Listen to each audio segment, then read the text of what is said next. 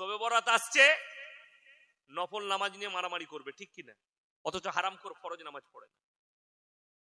ঠিক বললাম না ভুল বললাম? এক ওয়াক্তের নামাজ পড়ে না, এই শবে বরাতের রাত্রে জেগে 75 রাকাত নামাজ পড়বে। আচ্ছা বলুন তো, একটা স্কুলের ছেলে কোনো পরীক্ষা দেয়নি, শুধুমাত্র মৌখিক পরীক্ষা দিয়েছে, সে পাস করবে না ফেল করবে? ফেল করবে। তার কারণ সে লিখিত পরীক্ষা দেয়নি, খালি মৌখিক দিয়েছে। আপনার জীবনে একটা ফরজ ইবাদত নাই, আছে কি? শুধুমাত্র শবে বরাতের নামাজ। জান্নাত যাবে না যাবে না? সে মাল আটকাবে না আটকাবে না? আটকিয়ে যাবে। তুমি নফলের গুরুত্ব বুঝলে, ফরজের গুরুত্ব বুঝলে। শুধু তাই নয়, আজকে মুসলমানের কাছে কমি হচ্ছে। প্রত্যেকটা মুসলমান জানে মুসলমানের জন্য দ্বীনি শিক্ষা অর্জন করা কি বাবা? কথা বলে না এরা, ফরজ। অথচ আপনার কাছে দ্বীনি শিক্ষা নাই। 90টা মুসলমানের কাছে দ্বীনি শিক্ষা নাই, আর যার কারণে আপনার হারাম হালাল বিচার করার, চুজ করার ক্ষমতা নাই। কোনটা হারাম কোনটা হালাল সমাজে, এটা বিচার করার ক্ষমতা আপনার কাছে নেই। যার কারণে বেঈমান কাফেররা কামিয়াবি লাভ করেছে, আমরা নাকাম। আপনার সম্পর্ক আলেম থেকে বিচ্ছিন্ন, কোরআন থেকে বিচ্ছিন্ন, রাসূলের আদর্শ থেকে বিচ্ছিন্ন। একটা মোবাইলের দাম 15,000, ধার দেনা করেও বিবিকে একটা মোবাইল কিনে দিয়েছে, সন্তানকে একটা বন্ধন লোন নিয়ে, গ্রুপ লোন নিয়ে মোবাইল কিনে দিয়েছে, কিন্তু 500 টাকা দামি একটা বাংলা মানে কোরআন বিটিকে কিনে দিতে পারে। আপনি বলছেন আমার বাড়িতে বরকত চাই। বরকত নেবেন কিসে? নামাজ পড়বো না, রোজা রাখবো না, কোরআনের তেলাওয়াত করবো না, হুজুরের তাবিজে বরকত নেব। এক শ্রেণীর মানুষ আমাদের হুজুরের পেছনে ছুটে বেড়াচ্ছে। আমি 24 পরগনায় দেখেছি, এই উত্তর 24 পরগনা, আমি জায়গার নাম বলবো না। আমি স্টেজে যাব, তার আগে বলছে দাঁড়ান 10 মিনিট লেট হবে। কেন? আমার আগে যিনি হুজুর বয়ান করছিলেন, বলে উনি স্টেজে তাবিজ বিক্রি করছে। এই উত্তর 24, আমি জায়গার নাম বলবো না, আর হুজুরেরও নাম বলবো না। সে তাবিজ বিক্রি করছে আল্লাহর কসম স্টেজে, আর মানুষ কিনছে। এই তাবিজটা ছেলে হবে 501 টাকা দাম, এই তাবিজটায় ক্যান্সার ভালো হবে 2101 টাকা দাম। এইভাবে তাবিজ গুলো স্টেজে বিক্রি করছে। তেনার বিক্রি হয়ে গেল, আমি গেলাম, আমি বললাম বরকতের তাবিজ কে কে নিয়েছে? হাত তুলল। আমি বললাম বাবা তোমার ক টাকা ইনকাম? হুজুর মাসে আমি 30,000 ইনকাম করি। আলহামদুলিল্লাহ, 30,000 ইনকামটাই কম পড়েছে, তাই বরকতের তাবিজ। আমি বললাম তোমার ইমামের বেতন কত? 6,000। ইমাম সাহেবের বেতন 6,000। আমি বললাম তাবিজে যদি তোমার বরকত হবে, তাহলে এরকম বুকা হুজুর কেউ আছে যে লোককে বড় লোক করে নিজে গরিব থাকবে? কথা বলে না? আমার মাদ্রাসায় আমার 11,000 টাকা বেতন, আমার আব্বার মাদ্রাসা। তো আমাকে যদি আপনাদের গ্রামের কেউ বলে হুজুর যখন বর্ধমান থেকে এসছেন একটা বরকতের তাবিজ দিয়ে যান, তোমার ইনকাম কত বাবা? বলে মাসে 50,000। তাহলে তাবিজটা ওকে আগে লাগবে না আমাকে লাগবে? আমাকে লাগবে। ও তো 50,000 টাকা ইনকাম করে, আমার 11,000 ইনকাম।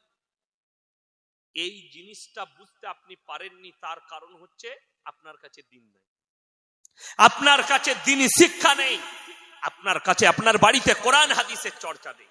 তা না হলে রাসূল সাল্লাল্লাহু আলাইহি সাল্লামের হাদিস আপনি যদি আমল করতেন, আর মুসলমান যদি আমল করে, ধন সম্পদ বড় জিনিস নয়। আল্লাহর হাবিব সাল্লাল্লাহু আলাইহি সাল্লাম দুটো হাদিস বর্ণনা করলেন। নাম্বার 1, যারা আল্লাহর রাস্তায় দ্বীনের পথে থাকবে, আমি আল্লাহ মৃত্যুকাল পর্যন্ত তাদেরকে ইজ্জতের রুজি দান করব।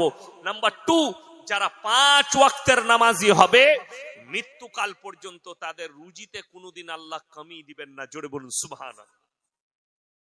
আমাদের সমাজের লোক মসজিদে দোয়া কি করে? ওই দেখছিলাম বাংলাদেশের এক চাচা লটারির টিকিট কেটে মসজিদের ভেতরে দোয়া করছে, আল্লাহ গো এক ঘর কেটেছি, তুমি 1 কোটি ফেলি দিও, জীবন আর তোমার ঘর থেকে বেরোবো না। এই দোয়াটা করাটাই তো হারাম। কেন? হারাম জিনিস দিয়ে আল্লাহর কাছে পবিত্র আল্লাহর কাছে সে চাইছে, অথচ জিনিসটা হচ্ছে হারাম জিনিস। এ নিজেই জানে না। কেন? সেই চাচার জ্ঞান নেই যে লটারি কাটাটাই হারাম, তাইলে এর সম্পর্কে আল্লাহর কাছে চাইবো কি? যারা সম্পদের দোয়া চায় তাদের থেকে বড় মূর্খ পৃথিবীতে কেউ নেই। আল্লাহর কাছে দোয়া যেটা চাইবেন, মুমিনের উচিত, মুমিন এবং মুমিনা নারী পুরুষের উচিত আল্লাহর কাছে দোয়া করবে নামাজের পাটিতে, আল্লাহ তুমি আমাকে মৃত্যুকাল পর্যন্ত ইজ্জতের এবং হালাল রুজি দান করো। টাকা থাকতে পারে, রুজির মালিক সকলে বলুন কে? আল্লাহ। টাকা থাকলেই খেতে পাওয়া যায়, রং কথা। টাকা থাকলেই রুজি পাওয়া যায়, রং কথা, ভুল কথা। কোটি টাকার মালিক আপনাকে দেখিয়ে দেবো, কলকাতায় খেতে পাই না, ডাক্তারে নিষেধ করে দিয়েছে কিচ্ছু খাবি না। কি খাবি বলে? খালি বিনা চিনি চা খাগা, সুগার। কি খাবে সে? কিছুই খেতে পাবে না, ডাক্তারের নিষেধ। ক্যান্সার হয়েছে, খালি জুস খেতে পাবে, লিভার ক্যান্সার, হজম হচ্ছে, খালি লিকুইড খেয়ে যাও। কোটি টাকার মালিক গলায় ফুটো করে মেশিন দিয়ে খাবার যাচ্ছে। রুজির মালিক আল্লাহর। আপনি মাঠে চাষ করেন, বিবির সঙ্গে এক দস্তরখানে বসে খানা খাচ্ছেন, আল্লাহর শুকর আদায় করেন।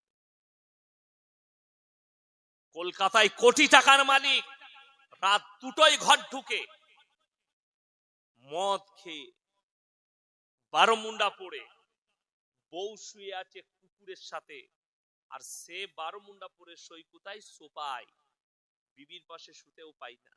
আর আপনি চাষিবাসী লোক, সন্ধ্যেবেলায় সবজি বেচে এসে স্বরূপনগর থেকে একটু আলু বেচে এসে এশার নামাজ মসজিদে পড়তে পেরেছেন, আর বিবির দস্তরখানে বসে ডাল আলু দিয়ে ভাত খেয়েছেন, আর বিবির গলায় হাত রেখে ফজর পর্যন্ত ঘুমাচ্ছেন, সিজদায় পড়ে কাঁদবেন, আল্লাহ আমার থেকে দামি সুখী আর পৃথিবীতে কেউ নাই। এইটা হচ্ছে সুখ, আর এইটা হচ্ছে হালাল রুজি। টাকা থাকলে ভালো মন্দ খাই। কলকাতায় গিয়ে প্রেসিডেন্টি জেলে একবার পার্থবাবুকে জিজ্ঞেস করে আসুন, স্যার টাকায় কত সুখ? উনি বলে দিবে।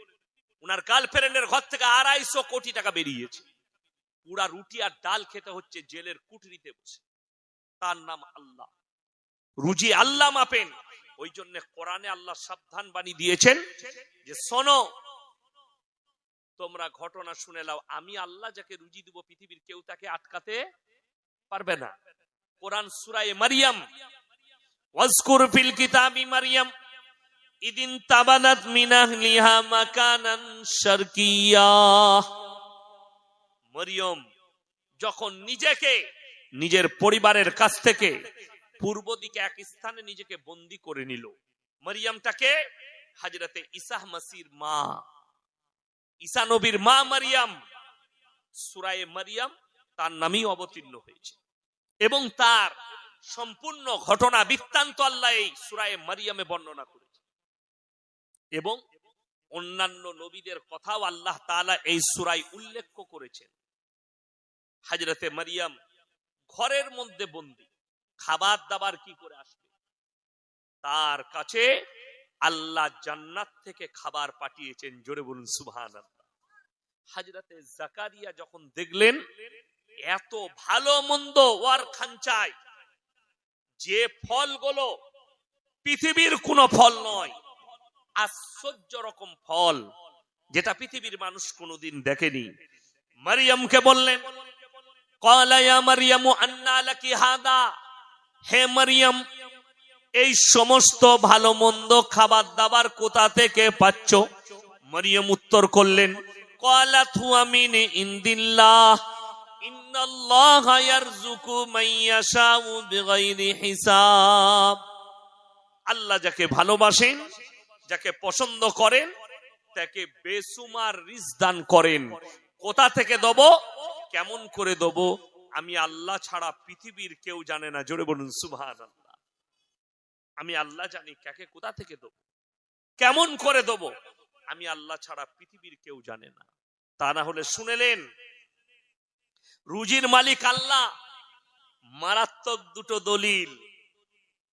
নাম্বার 1, এই বছরের ভেতরে আল্লাহ তাআলা 2024 সালে দুটো জালিম বাদশাকে, তানাশাহীকে আল্লাহ রাঁধা ভাত খেতে দেয়নি। রুজির মালিক আল্লাহ সেরকম। নাম্বার 1, বাংলাদেশের হাসিনা সরকার, রাজহাঁসের মাংস রান্না হয়েছে তার কিচেনে, পাতি হাঁসের মাংস রান্না হয়েছে, পমপ্লেট মাছ, ইলিশ, ভর্তা, বিভিন্ন রকম আইটেম, চাটনি, পাঁপড় তার কিচেনে রান্না হয়ে রেডি।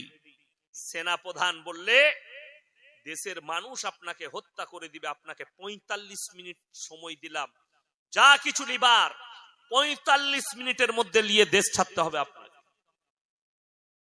45 মিনিটের ভেতরে আর রাঁধা ভাত খেতে পাইনি, যা পেরেছে গুটিয়ে অ্যাটার্জিতে ভরে পালাতে হয়েছে। তার নাম আল্লাহ। তোমার সামনে খাবার থাকবে, আমি আল্লাহ তোমাকে খেতে দেবো না, হয় মৃত্যু, তা না হয় তোমাকে যে কোনো জায়গায় নিয়ে গিয়ে ভরে দেবো। নাম্বার 1, 2024 সাল শেষ হবার আগে ডিসেম্বরে বাশার আল আসাদ, সিরিয়ার যে রাজা, প্রেসিডেন্ট, 54 বছর রাজত্ব করেছে।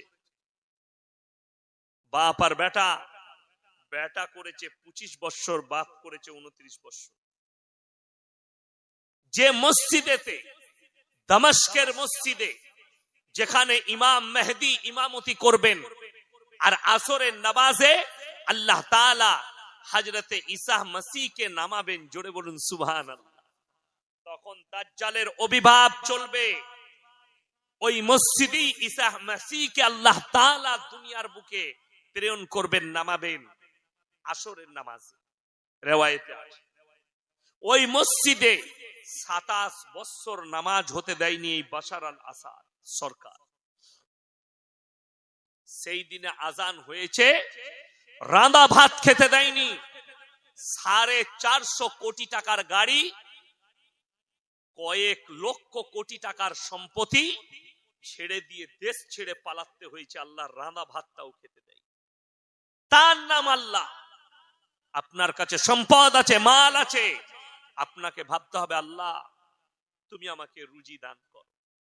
রুজির মালিক আল্লাহ। আপনি চাইলেও পাবেন না, আপনি চাইলেও খেতে পাবেন না, আল্লাহ খেতে আপনাকে দিবে না। যদি আল্লাহ চাই তবে খেতে পাবেন, তা না হলে পাবেন না।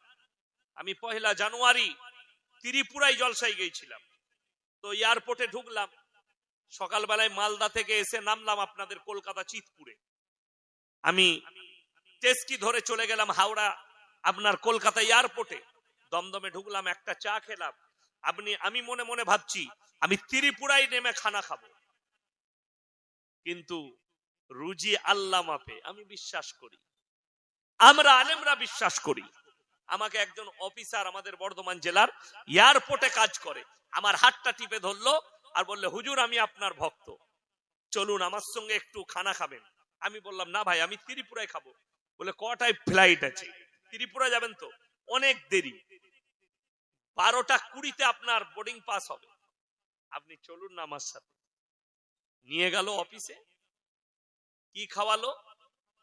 ডাল, ভাত, সবজি, পাঁপড়, চাটনি, রসগোল্লা ইত্যাদি ছিল, থাল একটা। খেলাম আর আল্লাহর কাছে শুকর আদায় করলাম, আল্লাহ রুজি তুমিই মাপো।